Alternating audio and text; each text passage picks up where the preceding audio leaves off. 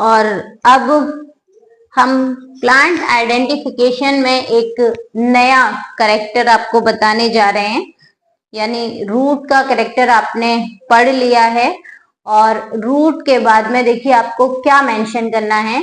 Angiospermic plants में पहले हम इसे रब कर लेते हैं कि दूसरा कैरेक्टर कौन सा है।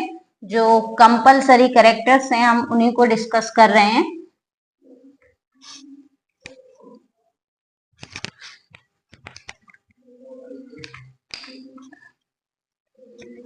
ये सूख जाता है, मिटता बहुत सूख जाता है एकदम ना, इसको हाथ के हाथ रब भी नहीं कर सकते।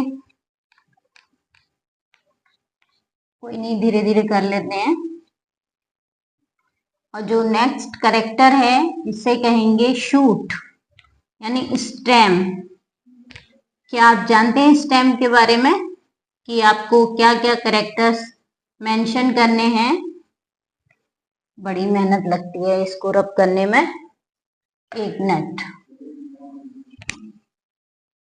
चलिए, तो अब हम स्टेम का डिस्कशन करेंगे, यानी शूट के बारे में हम पढ़ेंगे। स्टेम,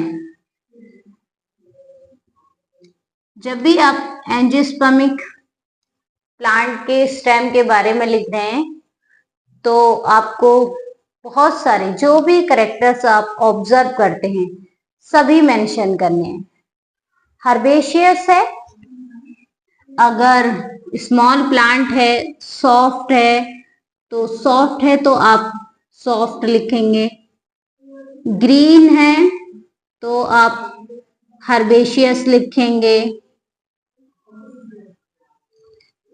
लकड़ी है, अगर लकड़ी है तब आप क्या लिखेंगे? वुडी लिखेंगे। हार्ड है बिल्कुल एकदम तो क्या लिखेंगे? सॉलिड लिखेंगे। किसी भी तरह का अगर उसमें खोखला है, या हार्ड तो हो गया, सॉलिड भी हो गया, खोखला है तो फिस्टुलर लिखेंगे या हॉलो लिख दीजिए, फिस्टुलर लिखेंगे। इस तरह की शेप है ना, तो क्या लिखेंगे? सिलेंड्रिकल लिखेंगे। सिलेंड्रिकल लिखेंगे।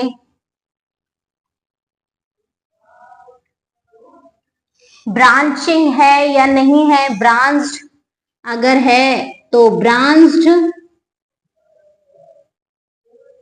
और अगर ब्रांच नहीं है तब क्या मेंशन करेंगे? अनब्रांच्ड मेंशन करेंगे। यहां तो मैं आपको बता रही हूं, है ना, यहां तो मैं आपको बता रही हूं। एंगल है, अगर बन रहे हैं तो भाई देखिए एंगल लिख लेंगे तो क्या होगा? एंगुलर भी होगा, एंगुलर भी कहलाएगा, एंगुलर कहलाएगा। और क्या क्या हो सकता है?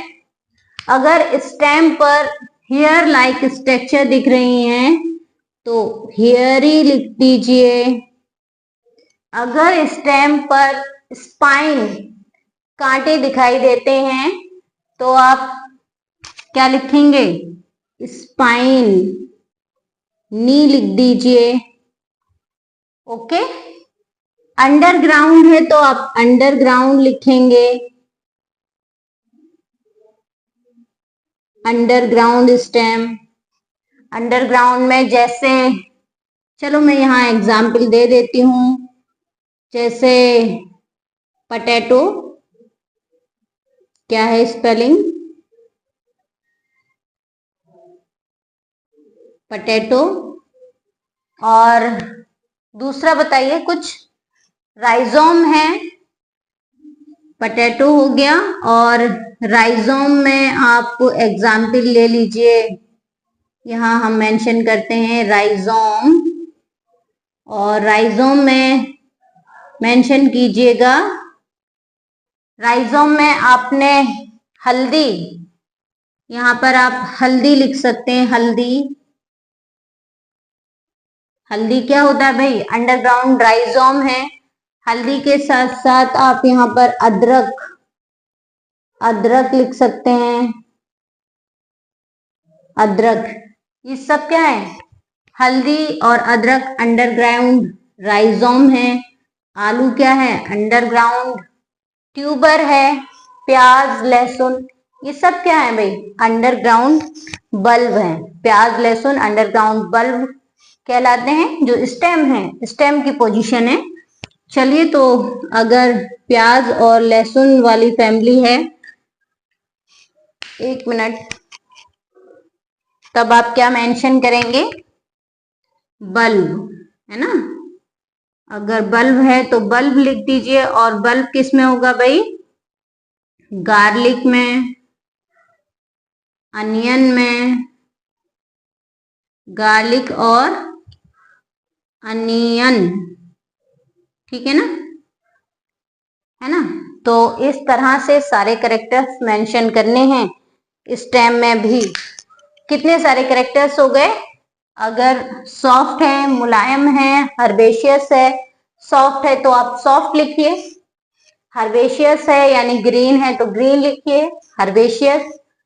लकड़ी अगर बन रही है, लकड़ी का फॉर्मेशन हो रहा है, जो बड़े वुडी प्लांट होते हैं, ट्रीज होते हैं, उनमें वुड फॉर्मेशन होता है तो वुडी लिखिए। अगर हार्ड है तो सॉलिड लिखिए। खोखला है तो फिस्टुलर। सिलिंड्रिकल शेप है, जो भी शेप है, कोई सी भी शेप हो सकती है। हो सकता है भाई क्वाड्रेट शेप में हो, 4 कोने वाला हो, तो सिलेंड्रिकल, क्वाड्रेट, जो भी शेप आपको दिखाई देती है आप उस शेप में लिख सकते हैं। अगर ब्रांच है तो ब्रांच्ड, नहीं है तो अनब्रांच्ड। जैसा ब्रांच्ड में तो आप कोई सभी ट्री ले लीजिए, जैसे मोरस का ही एग्जाम्पल ले लीजिए, या किसी हर्बेशियस प्लांट का एग्जाम्पल ले लीजिए, सच एज टमाटो, पोटैटो, है ना। अनब्रांच्ड में बताइए, अनब्रांच्ड स्टेम आपने किस में देखा है? चलिए मैं बताती हूँ आपको। आपने बनाना खाया है ना। अनब्रांच्ड में बनाना, है ना। और आपने पपाया भी खाया होगा, पपाया, ठीक है। केले और पपीते में आप देखिएगा अनब्रांच्ड स्टेम होता है। साथ ही और भी बहुत सारे प्लांट्स हैं। एंगुलर, क्योंकि जहां से ब्रांच एराइज है वहां पर हर जगह एक एंगल बनता है तो एंगुलर है। अगर उस पर हेयर लाइक कुछ स्ट्रक्चर्स पाए जा रहे हैं तो हेयरी है। कांटे अगर प्रेजेंट हैं तो स्पाइनी होगा। जमीन के अंदर अगर है तो अंडरग्राउंड स्टेम। और अंडरग्राउंड में यहाँ पर ट्यूबर का एग्जाम्पल जैसे पोटैटो। राइजोम में एग्जाम्पल लिया है हमने हल्दी और अदरक, ये दोनों राइजोम हैं। और बल में हमने बताया है गार्लिक और अनियन। साथ ही देखिए स्टेम के एक मॉडिफिकेशन और भी हैं, फिलोक्लेड और क्लैडोड, है ना। तो जो फाइलोक्लेड है इसमें आप फाइलोक्लेड, इसमें क्या होता है, सच एज, हम यहां पर इसे मिटा देते हैं पहले। आपने अपॉन्शियस सुना होगा, नागफनी, है ना, नागफनी। तो फाइलोक्लेड में जो स्टेम है ये चपटा हो जाता है और लीफ लाइक स्ट्रक्चर्स में कन्वर्ट होता है। क्योंकि आपने अगर अपॉन्शिया को नोटिस किया हो तो इस तरह से अपॉन्शिया का जो स्टेम है वो फ्लैट और ग्रीन हो जाता है, फ्लैट और ग्रीन हो जाता है। और इस पर स्पाइंस दिखाई देती हैं, जगह जगह स्पाइंस बनी होती हैं। ये मैंने स्पाइन बना दी हैं इस तरह से। और ये जो स्पाइन हुए ये एक्चुअली लीफ होती हैं। और ये जो मार्शल पोर्शन है, जो फ्लैट और ग्रीन भाग है, ये स्टेम होता है ना। तो जब स्टेम लीफ लाइक स्ट्रक्चर में कन्वर्ट होता है और फोटोसिंथेसिस का वर्क करता है। तो इस पोजीशन में स्टेम का जो नेम देंगे वो आप देंगे फाइलोक्लेट। ओके, फाइलोक्लेट को भी यहाँ पर आप अच्छे से समझ गए हैं। तो आप जब भी एंजियोस्पर्मिक प्लांट का डिस्कशन करते हैं, आइडेंटिफिकेशन करते हैं, तो करेक्टर्स आप ध्यान रखिएगा।